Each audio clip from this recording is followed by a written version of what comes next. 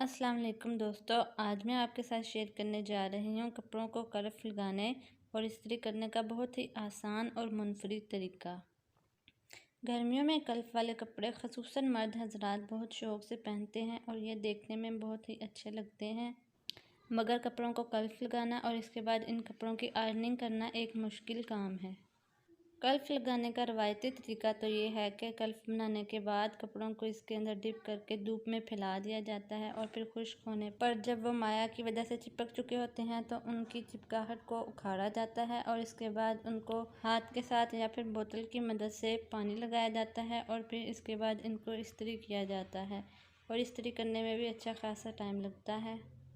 तो दोस्तों, आज मैं आपके साथ शेयर करती हूँ कपड़ों को माया लगाने और इस्त्री करने की बहुत ही आसान और इंस्टेंट टिप।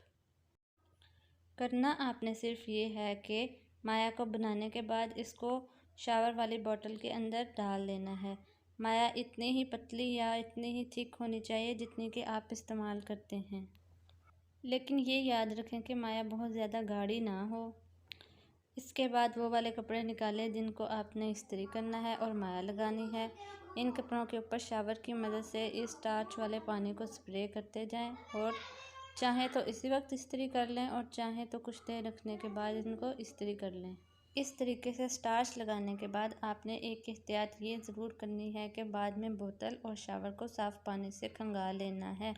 इस तरह से शावर अगली दफ़ा बिल्कुल ठीक काम करेगा, वरना अमूमन स्टार्च थिक होने की वजह से शावर के अंदर जम जाती है और अगली दफ़ा दोबारा अगर स्प्रे करने लगें तो शावर ख़राब हो जाता है। इसलिए दोस्तों, आपने इस बात को ज़रूर मद्देनज़र रखना है। ये थी कपड़ों को स्टार्च लगाकर इस्त्री करने की बहुत ही आसान टिप। अगर आपको पसंद आई हो तो वीडियो को लाइक ज़रूर कीजिएगा, चैनल को सब्सक्राइब और वीडियो को शेयर करना ना भूलिएगा। अल्लाह हाफ़िज़।